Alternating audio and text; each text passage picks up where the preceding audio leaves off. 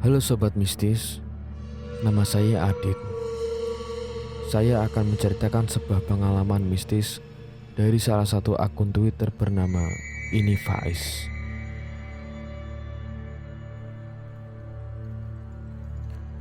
Di akun Twitternya, dia membagikan ceritanya dengan judul Jangan Mandi Waktu Maghrib, yang merupakan cerita nyata yang dialaminya ketika di rumah, tepatnya di kota Solo, Jawa Tengah.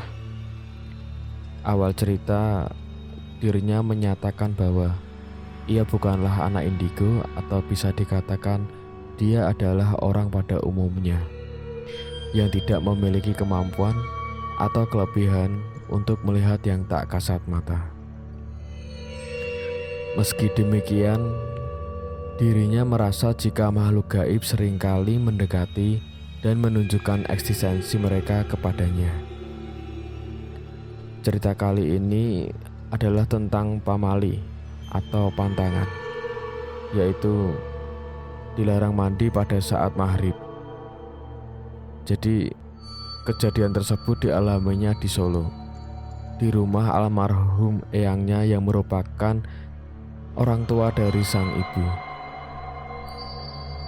Rumah ini terletak tidak jauh dari pusat kota, dekat dengan Stadion Manahan yang sebenarnya situasinya biasa aja.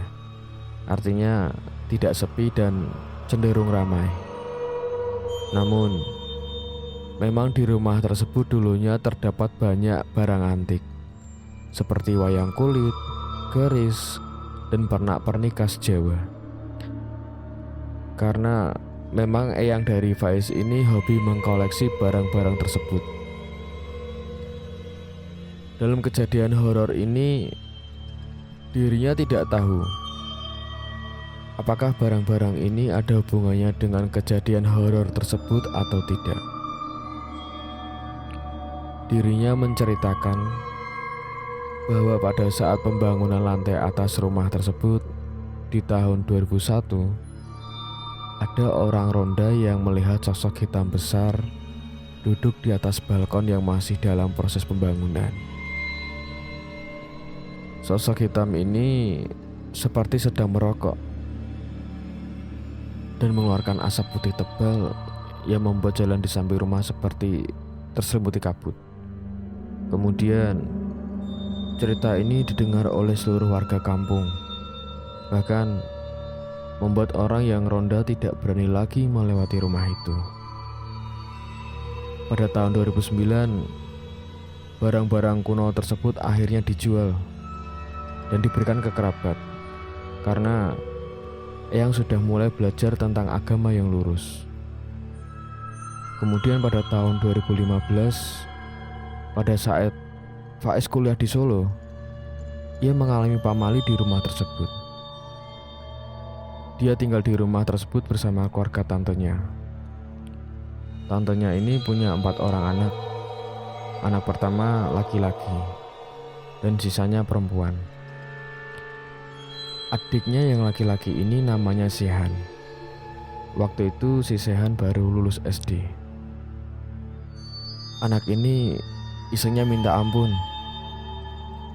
Salah satu keisengan adiknya ini adalah mengganggu Faiz, terutama pada saat mandi, entah mengetuk pintu, teriak-teriak dari luar, atau mematikan lampu. Sampai suatu hari setelah pulang dari kuliah, Faiz sampai di rumah menjelang maghrib dan langsung mandi di kamar mandi yang berada di lantai atas. Kamar mandinya terpisah dari ruangan lantai atas, jadi kalau mau ke kamar mandi atas, harus keluar ruangan. Kemudian melewati jemuran didadakan terlebih dahulu. Awal-awal mandi, si Faiz tidak punya firasat apapun. Namun, di tengah-tengah mandi, lampu kamar mandi pun mati. Faiz pun langsung mengira bahwa ini adalah ulah dari adik sepupunya, yaitu si Sehan. Faiz pun berteriak ke Sehan untuk menyalakan kembali lampu tersebut. Namun, tidak ada jawaban. sehingga dirinya mengenakan handuk untuk keluar dan menyalakan lampu kembali. Pada saat keluar, tidak ada siapa-siapa pun di luar, sepi. Namun dirinya masih belum berpikir bahwa itu adalah gangguan mistis. Ia masih mengira bahwa adik sepupunya yang mematikan lampu dan langsung lari sembunyi atau turun ke lantai bawah. Tak lama setelah Faiz kembali menyalakan lampu dan meneruskan mandi, lampu kamar mandi pun berkedip beberapa kali. Namun dirinya masih menyangka bahwa itu ulah si Sehan. Tepat ketika dia sedang mengenakan baju, tiba-tiba lampu mulai berkedip lagi. Tapi untuk mati nyala yang terakhir ini sangat singkat. Kalau tidak salah, hanya 2 atau 3 kekedipan. Si Faiz pada saat itu sudah terlanjur gemas dan jengkel dengan yang dilakukan oleh si Sehan. Rasa ingin membalas perbuatan si Sehan pun muncul di dalam hati si Faiz. Saking jengkelnya, Faiz pun mengambil gayung berisi air, bermaksud ingin mengguyur ke adiknya tersebut. Namun, ia mengintip melalui kaca pintu kamar mandi terlebih dahulu untuk memastikan apakah Sehan berada di luar atau tidak. Saat mengintip, ia yakin bahwa di depan pintu kamar mandi ada sosok anak kecil yang menyerupai adiknya. Rambut, baju, celana, semuanya mirip.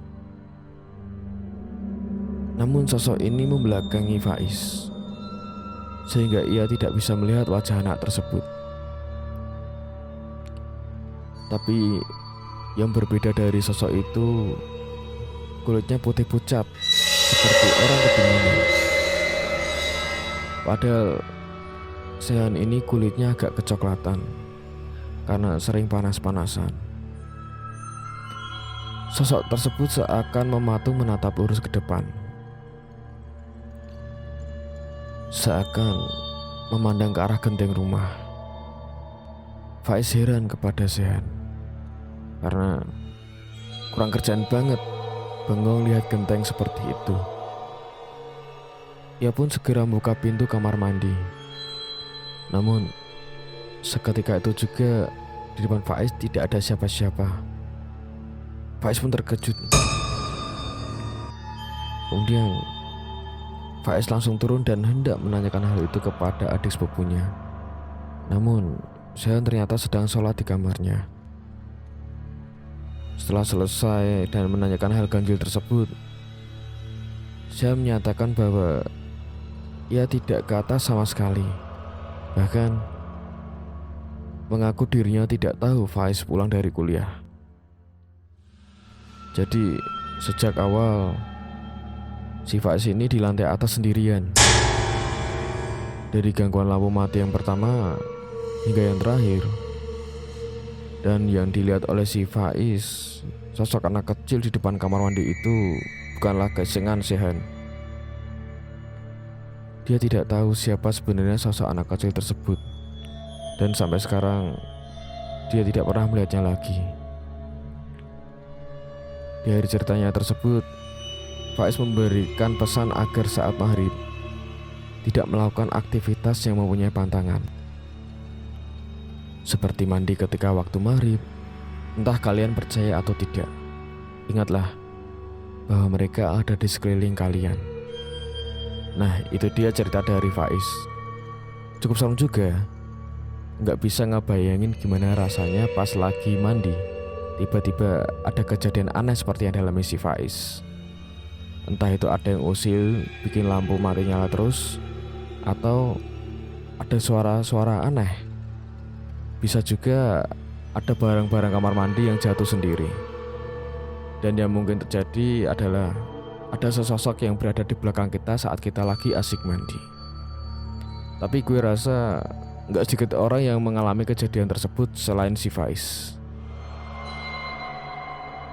Terima kasih sudah mau mendengarkan dan sampai jumpa di cerita mistis lainnya.